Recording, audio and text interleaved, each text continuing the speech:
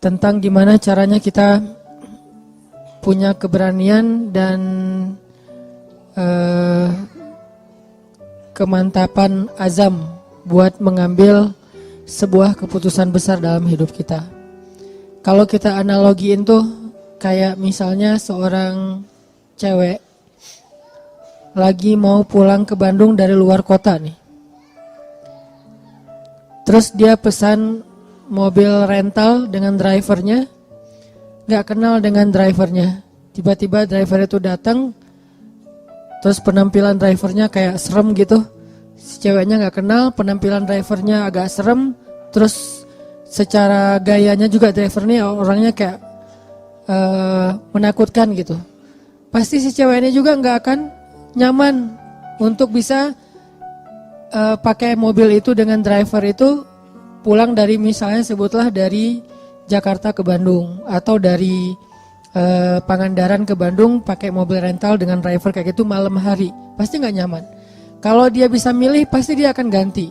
Kalau dia udah terlanjur dan terpaksa harus naik, di belakang duduknya juga nggak akan tidur semalaman. Nanti kalau berhenti di jalan gimana, nanti kalau ini gimana, minimal kalau nyetirnya ugal-ugalan kayak gimana, kalau dia misalnya marah sama mobil lain di jalan kayak gimana, nggak tenang. Kenapa nggak tenang? Dia menyerahkan waktunya, hidupnya malam itu untuk di jalan dari Pangandaran ke Bandung, karena dia nggak kenal sama driver itu. Dia belum tahu driver itu kayak gimana orangnya. Beda kondisinya kalau misalnya dia rental mobil temennya. Yang ngedrive-nya temannya sendiri yang jadi driver. Yang dia kenal, dia nyetirnya smooth, nyaman, gak emosional, gak suka ngebut, terus safety banget, orangnya amanah juga, udah lama kenal sama dia.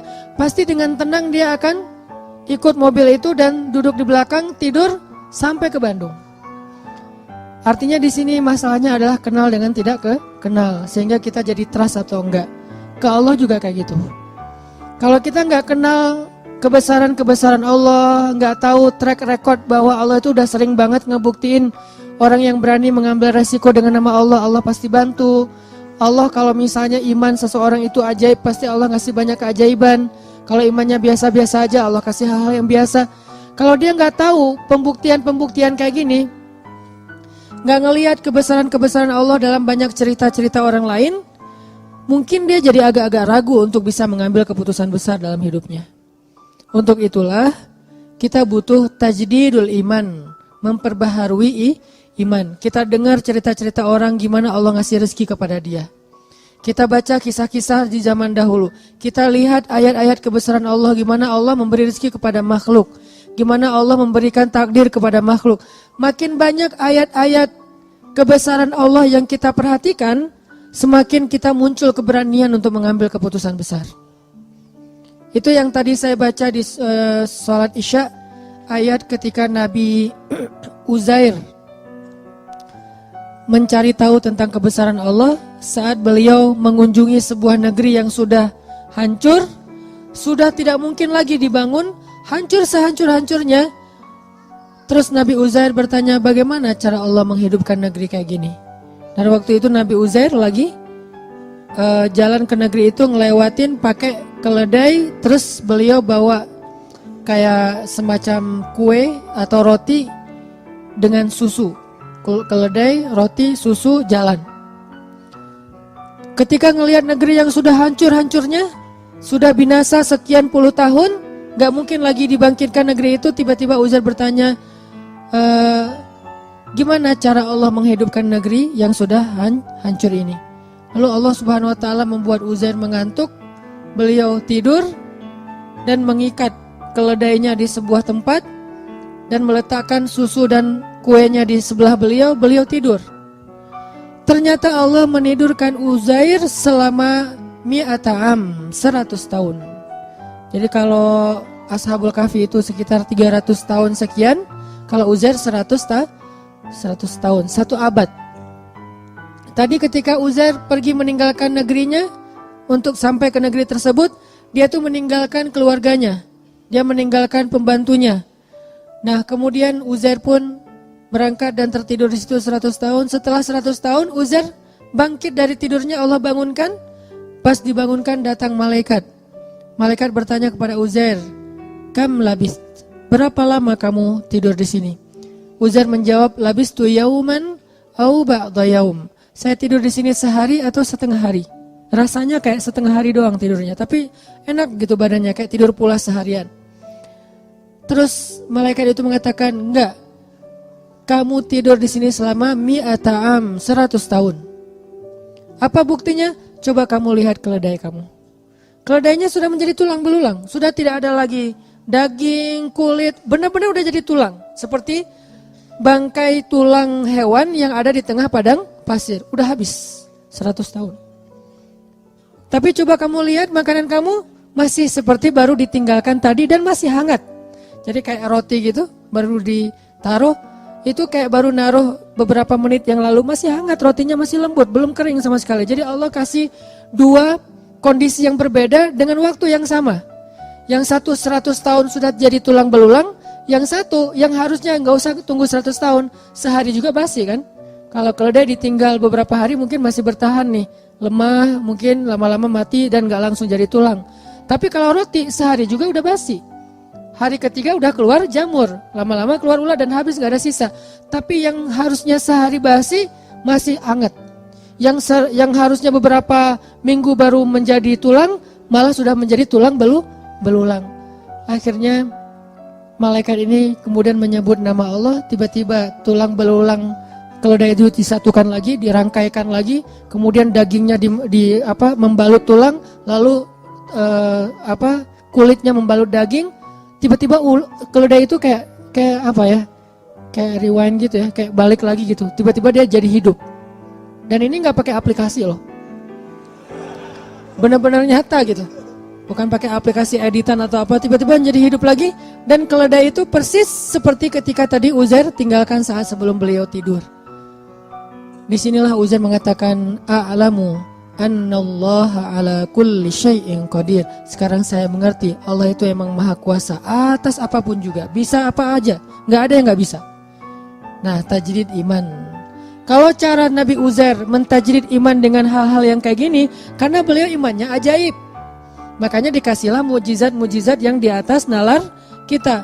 Kalau kita bisa mentajrid iman dengan dengar cerita-cerita orang, dengar cerita-cerita orang yang pernah merasakan keajaiban dalam rezeki, keajaiban dalam kehidupan, keajaiban dalam pemberian Allah, keajaiban dalam jodoh, itu banyak banget. Dan cerita-cerita kayak gitu harusnya menguatkan azam kita untuk mengambil keputusan yang besar dalam hidup. Saya secara pribadi itu yang selalu saya coba recharge ke diri saya untuk berani mengambil hal-hal yang memang mungkin gak besar-besar amat, tapi buat saya itu juga butuh keberanian untuk melakukannya. Karena apa? Karena banyak mendengar kisah-kisah baik yang pernah terjadi atau yang sekarang sedang terjadi di antara teman-teman kita. Gak jauh dari ayat itu, hanya berselang satu ayat, bahkan gak berselang setelah ayat itu, ada lagi kisah Nabi Ibrahim juga sama, pengen menguatkan iman. Jadi tiba-tiba Nabi Ibrahim bertanya, "Wa idh qala Ibrahim, Rabbi arini kaifa tuhyil mauta." Ya Allah, gimana? Coba tunjukkan ke saya cara engkau menghidupkan yang udah mati itu gimana, biar yakin dengan hari kebangkitan. Allah bertanya dan Allah Maha tahu jawabannya. Awalam tu'min? Apakah kamu belum beriman wahai Ibrahim? Kata Ibrahim, qala bala walakin liyatma'inna qalbi. Ya Allah, saya udah beriman, cuman pengen mantep nih. Tajdid, perbaharuan, recharge. Saya pengen lebih mantap ya Allah, coba tunjukin ke saya gimana cara ngidupin yang mati. Allah berfirman, ambillah 4 ekor burung, lalu potong-potong kecil, sembelih, taruh di 4 penjuru bukit yang berbeda-beda. Udah mati, udah dipotong-potong kecil, dicincang-cincang, bisa jadi sate, itu ditaruh di bukit-bukit yang berbeda. Sekarang wahai Ibrahim, tepuk tangan kamu dan panggil dengan nama Allah. Burung itu datang dalam keadaan utuh, tidak ada satu goresan luka pun di tubuh burung tersebut. Baru Ibrahim mengatakan, Innallaha azizun hakim. Allah itu maha perkasa dan maha bijaksana. Ini cara para nabi juga mentajdid iman, teman-teman, memperbaharui iman. Bagaimana cara kita? Tadi, lihat kebesaran Allah di langit, lihat kebesaran Allah di bumi, baca ayat-ayat kauniyah, ayat-ayat ilmiah, lihat di sekitar kita, dengarkan kisah-kisah orang di sekitar kita. Maka kita makin yakin, gak usah khawatir kalau gambling dengan Allah, asalkan kita ikhtiarnya halal, Allah nggak bakal ngecewain kita. Kemarin ada seorang ustadz cerita ke saya, waktu saya ke Kalimantan, ke Balikpapan. Beliau tinggal di Balikpapan. Terus tiba-tiba dapat, beliau cerita ini setelah beliau dengar di YouTube saya yang dulu saya tuh kesasar dari Bandung ke Indramayu terus ke Cirebon terus balik ke Bandung kan, yang tepuguh tuh nggak jelas gitu kan, muter setengah Jawa Barat. Hanya pengen ngasih rezeki kepada orang yang jualan pal gentong di Cirebon. Beliau juga cerita, Ustadz saya juga pernah ngalamin yang kayak gitu, itu benar banget. Saya di Balikpapan, tiba-tiba teman saya ngajak saya untuk ada acara kayak seminar gitu, nemenin dia yang seminar, saya emang enggak. Nemenin dia ke Jogja. Nginep di hotel, karena dia temannya lagi ikut seminar, dia bingung kan mau ngapain. Tiba-tiba lagi habis sarapan itu, saya ngerasa kayak stroke gitu Ustadz. Setengah tubuh saya tuh kayak nggak bisa digerakin, terus panas dingin, terus jantung saya tuh detak kencang, darah saya tuh kayak berpacu luar biasa gitu, kayak naik darah tinggi gitu. Terus dia pikir astagfirullah nih, jangan-jangan saya meninggal, nggak keren banget sih meninggalnya di kampung orang gitu. Dia takut karena meninggalnya jauh dari keluarga, nggak di Balikpapan, takut. Beberapa menit dia diam gitu, terus bertahap perlahan kemudian normal lagi. Cuman dia kaget takut, akhirnya dia pun lari ke apotek. Bawa dompet, pergi ke apotek, beli obat di tensi, terus beli obat kayak gitu di apotek. Setelah selesai itu dia pulang pesen taksi online gitu, pakai pulsa dia yang ada di handphone, pesen, naik taksi online pulang lagi ke hotel. Di tengah jalan dia ingat dompet saya ternyata nggak ada, cari-cari nggak ada, nggak di jok nggak ada. Terus nanya ke tukang taksi, kamu bawa dompet saya nggak? Ya nggak mungkin dibawa gitu, pokoknya nggak ada gitu ya, nggak lucu. Terus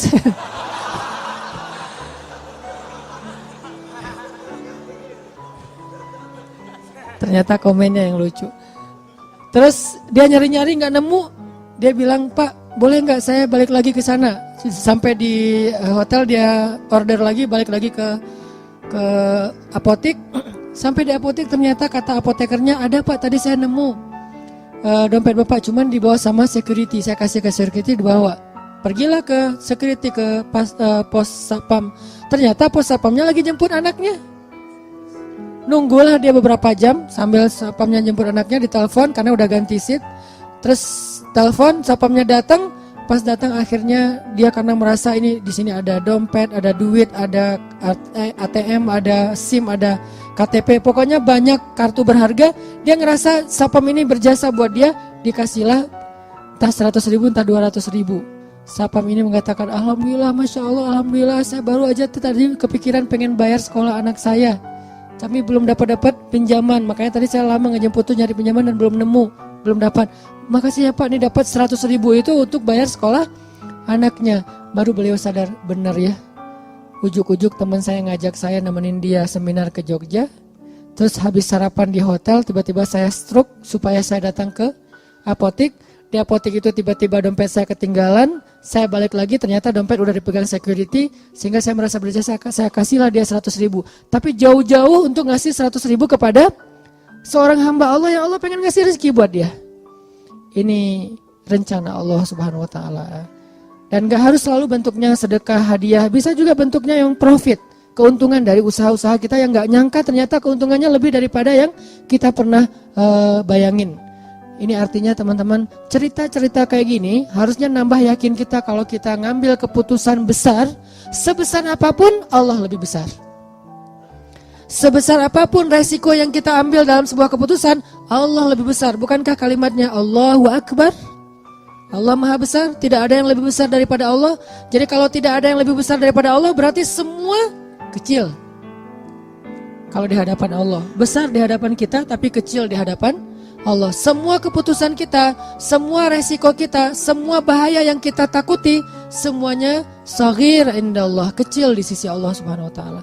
Karena Allah akbar dan ala kulli syai'in qadir. Gak ada yang Allah gak bisa.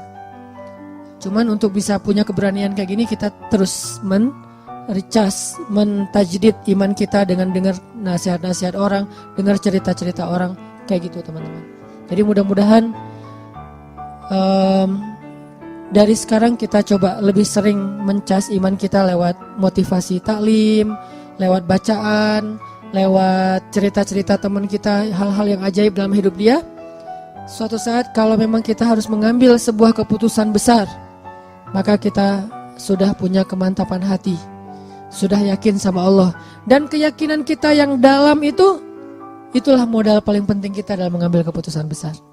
Bukan misalnya nih, mau ninggalin kerjaan, udah nabung dulu sekian ratus juta, biar nanti kalau lagi oleng masih ada simpanan uang. Bukan itu modal yang nomor satu, walaupun itu penting. Tapi bukan itu nomor satu. Nomor satu adalah yakin kepada Allah. Karena makin kita yakin kepada Allah, Allah juga makin ngebuktiin kebenaran dari keyakinan kita. Kalau kita ragu-ragu dikit, Allah ngebuktinya juga sesuai dengan zon prasangka kita kepada Allah. Kalau buat saya pribadi, saya terus ngelatih yang kayak gini-gini. Pokoknya kalau sama Allah mah gak usah khawatir lah. Yang penting ikhtiar. Dan ikhtiar itu bagian dari tawakal. Ikhtiar itu bukan berbeda ya, bukan ikhtiar dan tawakal. Ikhtiar itu bagian dari tawakal. Karena kalau orang yang tidak tawakal pasti ikhtiarnya melenceng. Kalau dia ikhtiarnya gak melenceng, masih fisabilillah, masih sesuai dengan syariat, koridor, on the track, berarti dia masih tawakal sama Allah, masih berserah. Begitu ikhtiarnya udah keluar dari tracknya Allah, berarti dia udah gak yakin dan gak berserah lagi kepada Allah. Jadi ikhtiar, doa, bagian dari tawakal. Ikhtiar, doa, pasrah, itu bagian dari tawakal. Jadi bukan tawakal dan ikhtiar, bukan. Ikhtiar bagian dari tawakal. Insya Allah ini bisa menjadi motivasi buat kita dalam mengambil keputusan-keputusan hidup kita. Walaupun mungkin awalnya emang agak berat, awalnya mungkin agak menyedihkan, awalnya mungkin agak sedikit terbeban. Tapi beban itu sedikit demi sedikit akan Allah ringankan. Dan setelah kita sampai kepada janji Allah untuk menolong kita, malah nanti kita akan mengatakan bersyukur dulu saya berani mengambil keputusan itu.